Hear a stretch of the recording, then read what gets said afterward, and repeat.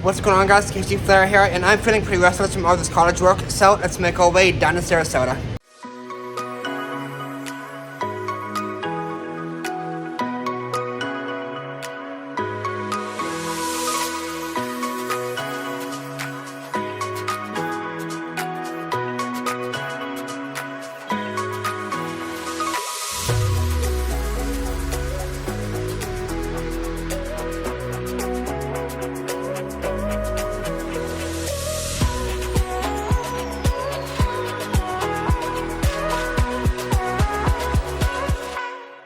Today, I'll be flying on Southwest Airlines Boeing 737 MAX 8 for the first time. This is the aircraft they use for their long-haul operations in Hawaii, so I was interested to see how it would be for the passengers for those long periods of time over the ocean, and to see if it was any different from their 737 NG. I just had a quick little quiz this morning for a class, but now I had to hustle over to the airport. Now I'm here, and we'll be boarding in about 15 minutes to make our way down to Sarasota.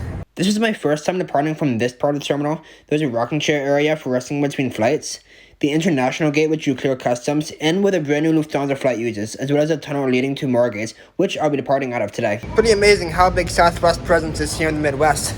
There she was. Coming in from Vegas was my ride to Sarasota. November 8741 Lima was my ride today, and she was delivered brand new in October of 2019.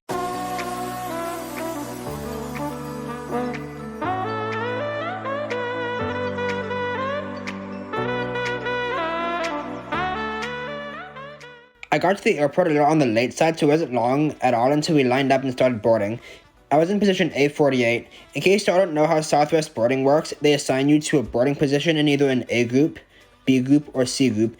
You line up and stand by a pole with your assigned number and board there. Southwest does open seating, so the A group boards first, and they have more options, which is the equivalent to a Southwest premium class, and you have a massive selection where to sit. If you're in the B group, which stands for back of the plane, that's a joke, by the way, then your options will be limited. And people who are in the C group, your options are pretty limited, and if you want to be anywhere near the front, then you're pretty much out of luck there. I was in position A48, Alpha 48, so I will have a good selection in the middle toward the back. There's a lot of talk while boarding about passengers being stressed out on them wanting to sit together, which makes the open seating concept not preferred by many. Boarding was a bit delayed, so I decided to get out and grab a pre-departure beverage. Alright, boarding's a bit delayed, and I'm walking a little bit far away from the boarding area, so watch them just start boarding, and I lose a good seat to me leaving and just getting a drink, so yeah, hopefully, fingers crossed, it doesn't happen. Watch it happen.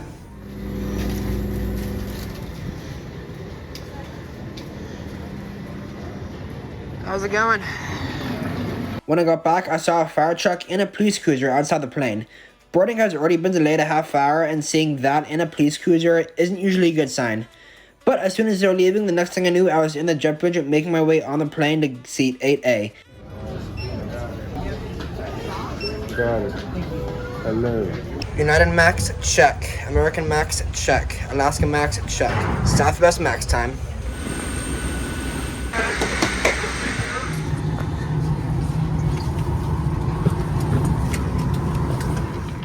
It has a pitch of 32 and a width of 17.8.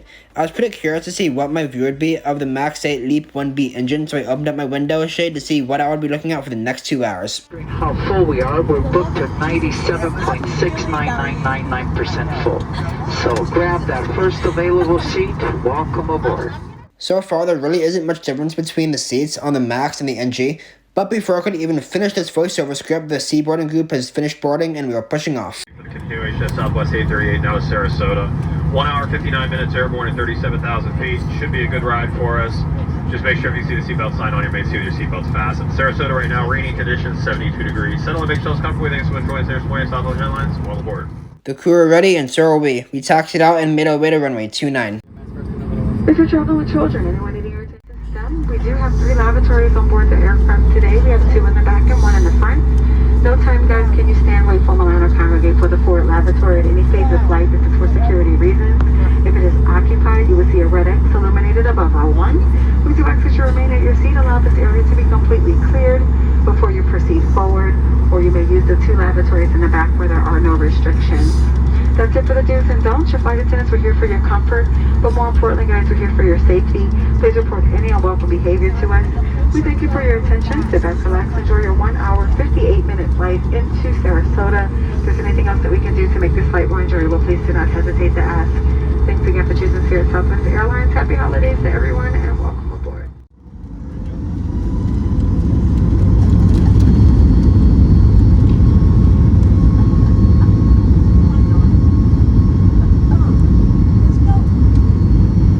Power set, must be live.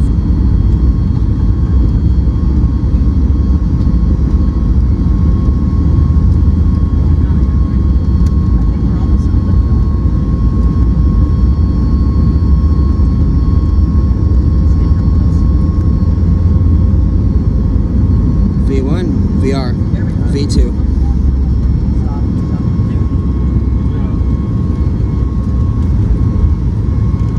Positive rate, gear up.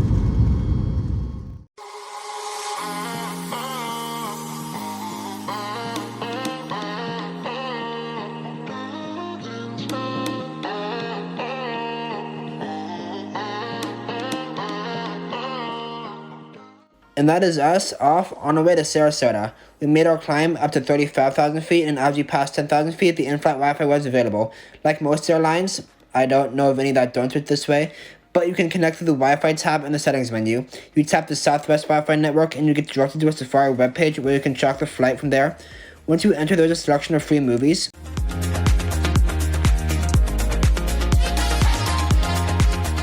You can also view live TV from select channels. This was the time of the World Cup, so there was a lot of soccer on TV. A decent selection of TV series, and even the internet can be purchased for $8 for the entire flight.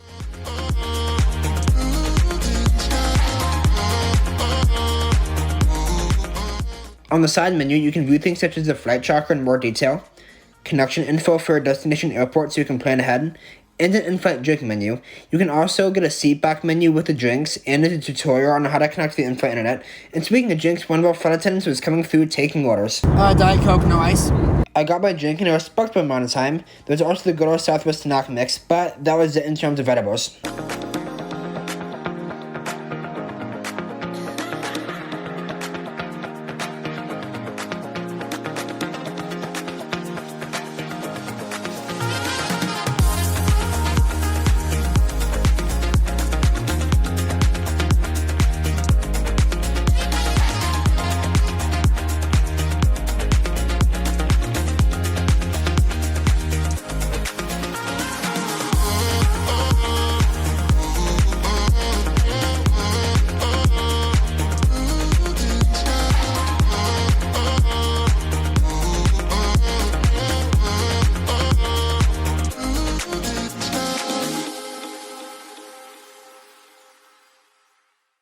We had some bumps as we entered foreign airspace, and land started to become a little bit more visible, but not by a lot.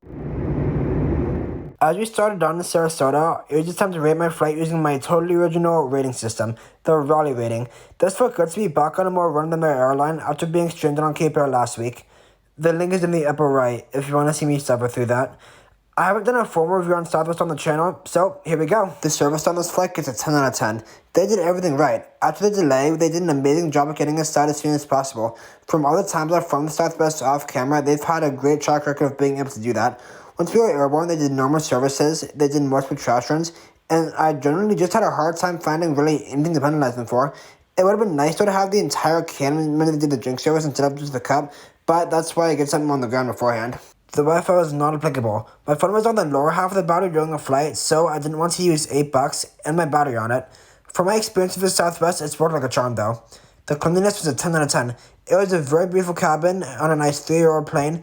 My window was super clean. Some might even call it cleaning to the max. The food only gets a 2 out of 10. The only food they gave out was a snack mix, and that was the only option. It was either that or nothing. So with the picky eaters, I don't think that's gonna fly.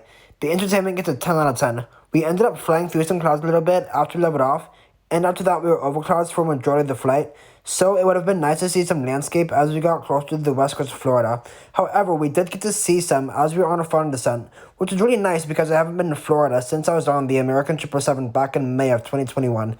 But what gave this category such a high rating was having such a diverse IFE using the Safari app on your mobile device. From flight tracking to live TV to free movies. It had a lot there keeping you busy for the 6-hour long haul that you would have between the islands that utilized the MAX. The seat gets a 5 out of 10.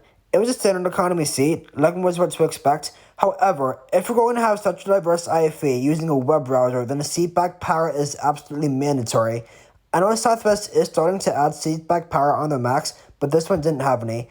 I know this is a very first world problem, but if you're going to fly over 6 hours to Hawaii and have a good IFE, then I would want to have a source of power to keep it going for the whole flight.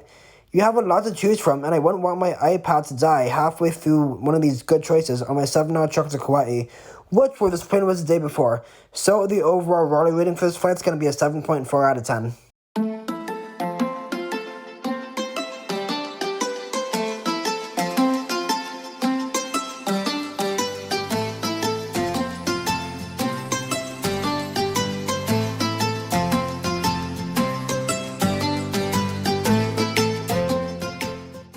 Have a good one. Thank you.